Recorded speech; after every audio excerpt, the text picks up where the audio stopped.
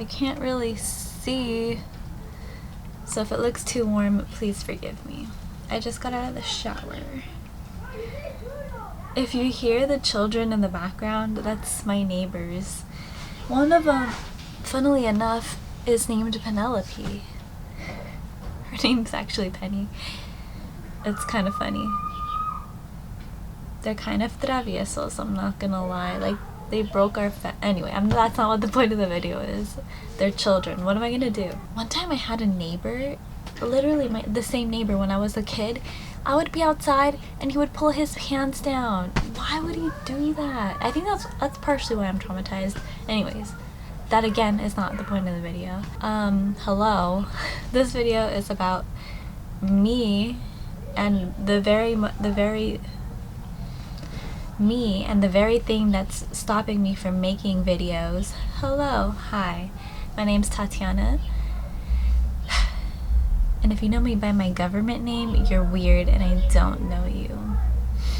Side story, I can tell I'm like avoiding talking about this. My government name is Lindsay, but I go by Tati because everyone calls me Tati. My parents gave me an American name because they didn't want me to struggle in elementary or like public school because my mom's name is Suhei and everyone would call her Sujel, so I think that's partially why they're like, let's give her an American name. Anyways, but my middle name is Tatiana and I go by Tati, Tati, whatever you want to say. But yeah, and I have lupus, systemic lupus right now, and I've had it since I was 8. Who knew? Probably I was born with it, but for those of you who don't know what lupus is, in a nutshell, they gave me a Penny, can you stop? She was licking. But they gave me like a whole pamphlet when I got diagnosed, and it was like, here's what it is. But let me just tell you in a nutshell. Lupus is a chronic autoimmune disease where the immune system attacks the body on its own tissues, causing inflammation and damage to various organs. So, that's basically what it is in a sentence. It's an autoimmune disease that I have had my whole life, which I didn't know I had. Funnily enough, my childhood, I was always sick. Always, like, there's every home video, I'm like sick and I'm taking medicine. And again, I don't blame anybody, because who the hell, I mean, I came from a Hispanic, like, I think Chicano, because their parents were born in Mexico and they're first generation here. So we were very like, what the fuck, like, what is anything? Like, we barely went to the doctors. Like, my grandparents had to go, like, barely went to the doctors because they like had heart attacks. It wasn't a common thing, you know, like, you wouldn't go. Now obviously everything's very different for me and my family. We are regulars at the doctor, we go for our checkups, we check our blood work, we eat very healthy. But I'm talking about when I was a kid, like, we didn't go to the doctors like that. It was like, okay, just give her over the counter like Tylenol or whatever. I had a lot of joint pain as a kid, like, but they associated it with, I guess, growing pains, but then it wasn't really growing pains because my like hands would hurt, my knees would hurt, like, but very painful. I mean, I didn't know what arthritis was when I was like 12. I had no idea. And I remember the doctors that I had were they were cool. They were like Filipino aunties. They were just like, oh, you're so pretty, you're so skinny. And like, that's all they would focus on. They were really sweet though. And she was like, yeah, you might have juvenile arthritis, but you have lupus, but you're so beautiful. And I was like, okay. And we just never really followed up with it. Wasn't on any medication, was nothing. It was just like, flew over like my mom's head, and she was like, oh, is she gonna die now? Okay, I guess, whatever. We didn't have the internet really. So that was kind of my childhood. I also struggled a lot with teeth problems. Like, I've had as when I was 4 years old, I had so many teeth pulled. I don't know if you'd call them veneers or dentures, but they were porcelain teeth. My 4 front teeth were like missing. But then I also had like a lot of mouth sores, which, side story, when I was like 11, 10, 12, that group of era age bracket, I went to the dentist and I had a flare up and I had like mouth sores, and they were so angry at my mom, and they were like, why would you bring her in here when she has herpes and STDs? Mind you, I was 11, 12, crying in the dentist chair because, one, it hurt really bad, two, I was like, I don't even know what the hell sex was at that age. I was like, huh? I mean, like, sidestep, like, I've had traumatic events that, like, okay, I knew, but I was like, no, you know? And my mom was upset, and then they're like, we can't work on her, leave. So we left, and then I think I had like over-the-counter medicine, and eventually it went away on its own. But nowhere did we correlate anything to anything. That was in my childhood. Early teen era, I was like, I had a lot of tummy issues, but I think that was just anxiety. You know, I did struggle a little bit with like eating problems that has nothing to do with lupus, so. But when it started to flare up again, I had windows where I was like chilling, and then my theory is, I am not a doctor. I am not like diagnosing anybody, but I'm sharing my experience of how I got diagnosed in like my childhood and things like that, on how like I came about with my diagnosis. I had this really random theory. I don't think, again, like I said, I'm not a doctor. I don't think it really correlates with anything, but my silly brain was like, maybe like in my early 20s, I was so like traumatized and just really stressed out. I shocked my body so much, and my like autoimmune disease was so suppressed because I was like on what is it called? Survival mode. And I was chill, because like when I was not eating, I was like, I felt great, but no, I wouldn't condone it, you know. It's not the cure. I mean, like I said, it's a silly theory that I had in my head, and I don't think it's real.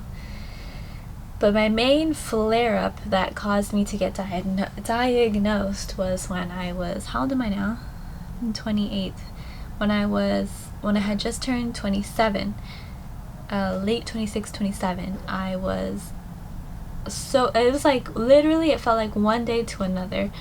I was extremely tired. Like, I would be up 2 hours and I'm like, I gotta go back to bed. And it wasn't like, oh, I'm sleepy, like I didn't sleep at night. No, I was incoherent. I was not able to drive. I was not able to do really anything, because I would just be like zombie dead. Like if I hadn't slept for like 6 days straight, like, on top of that, I'll see if I can find some photos and I'll put them here, but I thought it was acne. I think that's actually where it kind of started.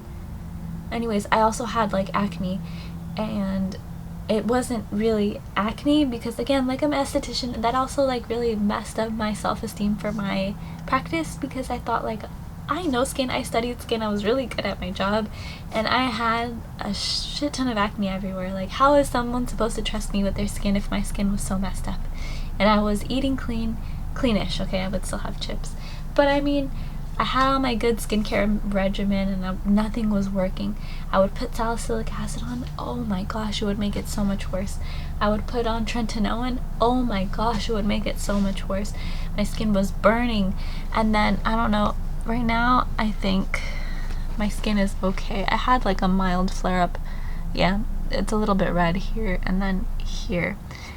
But it was way worse when I was, before I got on any medication. I would also get like rashes. Oh my gosh, actually, no, I did have this era when I was in my 20s, and I would get disgusting hives, I thought, but there was like welts on my legs and arms. Like the only thing that would like calm it down was like cold compresses, so I would lay on like leather couches with air conditioning. I just remembered that. Anyways, I would also have like a bunch of brain fog. I consider myself like what my spirit animal is Dory from Finding Nemo. My memory is no good. I don't like to call myself stupid, because my loved ones always say I'm not stupid, but sometimes I do feel like I am like an idiot. But it's not me, it's I'm smart for some things, I guess, you know, and I'm working on that to build my confidence.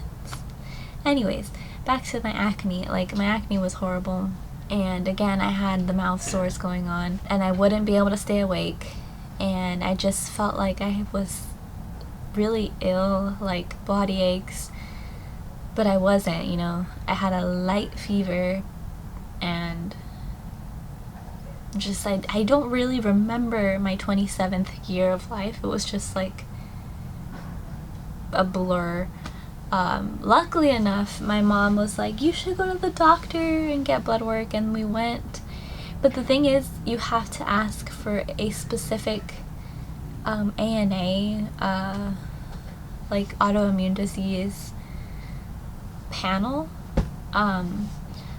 Again, I have like family history. I mean, I'm not gonna out them, sorry, but my mom does have an autoimmune disease, and then a bunch of other people, you know, have their own.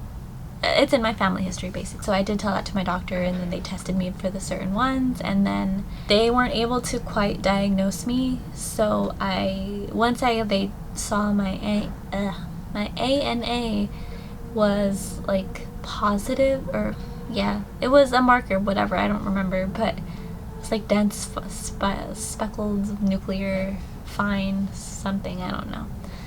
It was pretty high up there too. It was like, I can't remember, 320 or something, I don't know. But after that, she referred me to a rheumatologist. Oh, my first rheumatologist was the nicest, Dr. Cirque. I love him, actually. He was one that diagnosed me, and he believed everything I said, and he wasn't like, because I remember too, I've had doctors where they're like, oh, it might be your period. And I was like, but I'm not really getting my period. You want birth control? And I'm like, no, I tried that and it made me suicidal. And they're like, oh, have you tried this one though? And I'm like, I don't want to try anymore, I don't like it.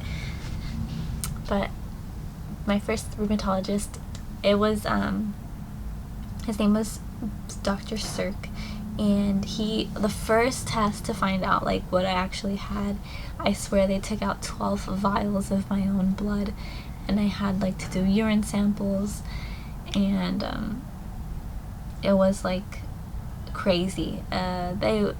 Before I got diagnosed with lupus, they thought it was either Sjogren's. Sorry, I can't say it. It's Sjogren's or dermatomyositis, and then lupus was the third one. I think there was another one they thought too. I don't remember. But yeah, they tested me for all those, and then my markers were very like minimal, like barely enough to be considered that it was lupus, but it was like all the deciding factor was like him putting me on what do I take? Hydroxychloroquine, and he's like, okay, try this for, well, first he put me on prednisone, a shot of prednisone before I got like anything. Oh, that was great. I felt amazing, but you're not supposed to be on prednisone forever.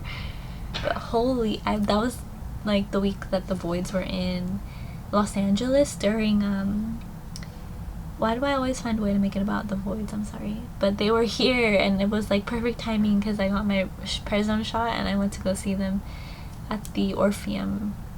I think that's where it was. Yeah, and it was really fun, and I felt great.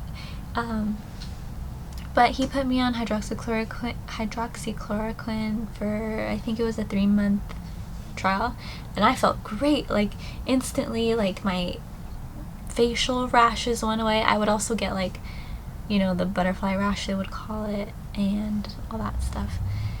I wasn't as tired, like I can get up and do stuff now, and I felt really like so much better after the medicine. And that's what he's like, okay, yeah, your facial rash is cleared up, you feel great. The little tiny bit of inflammation I had went down substantially, and yeah, everything was great. So yeah, oh, let me see. I know some people have asked me questions, like, of what to answer, but in a nutshell, that was my story. I'm so thirsty. That's another thing. I had to take, Riamphin, I don't know, because I freaking had latent tuberculosis, and that freaking antibiotic was so annoying, because I was peeing orange and I was extra thirsty, and I'm still thirsty, and I've stopped it for a while, so I'm a little bit nervous. Like, I wish to not be thirsty anymore, but I have to get blood work anyways. That's the thing too. Also, when you're seeing a rheumatologist for this stuff, every 3 months you have to see them, and every 3 months you need like 4 to 5 vials of blood drawn and like a pee test. So it's a little bit annoying, but you have to go to these things, because with lupus you never know, like it could spike, whatever, like you have to monitor it, or else, you know, you can really mess up your body, because it'll attack anything. But oh yeah, my symptoms, I think I kind of went over that, so so I can clear my bases. My symptoms were extreme fatigue, breaking out, which it wasn't acne.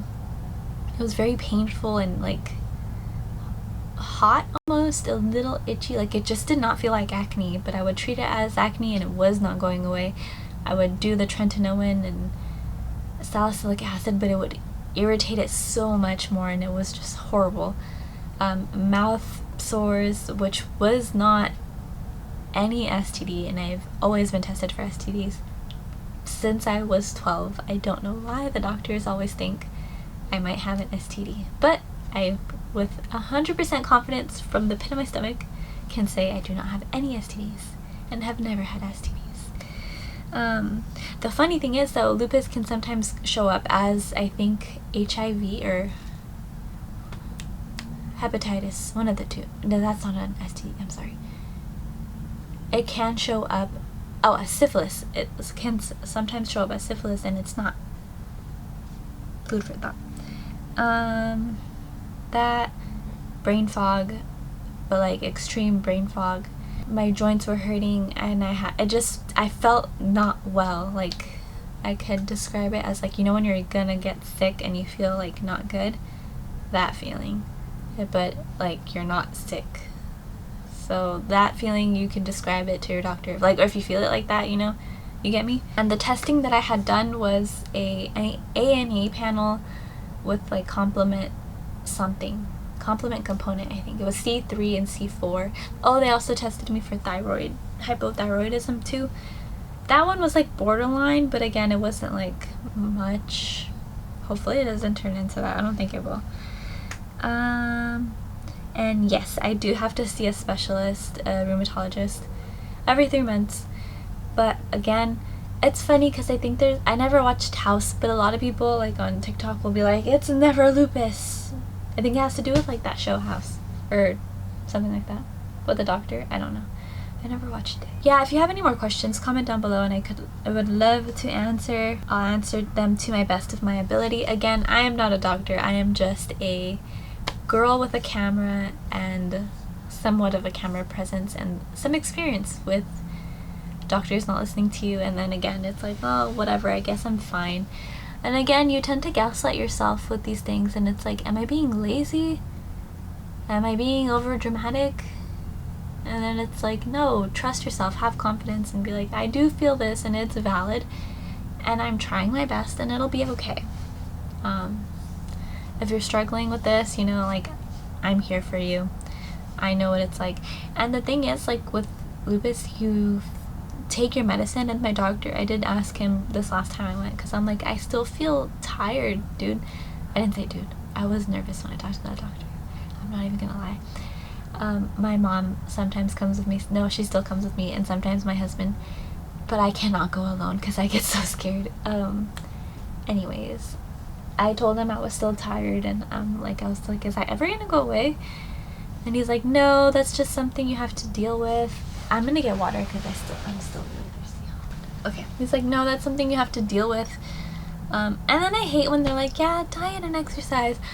I have the most strictest diet in the whole wide world. I use, like I've said, I still have to have dinner, but I use, why does it look like that? Oh, it's overexposed. I use the Chronometer app and I track all my food. I measure it out, I make sure I have the proper amount of protein, fats, and carbs. I go to the gym 1 hour a day, and if not, I exercise at, like, in my room. I always give myself exercise. That they also say exercise is good for, like, the joint pain you get, and it's true, because if I don't exercise for a few days, I do tend to feel, like, stiff and pain again. So it is really important to exercise.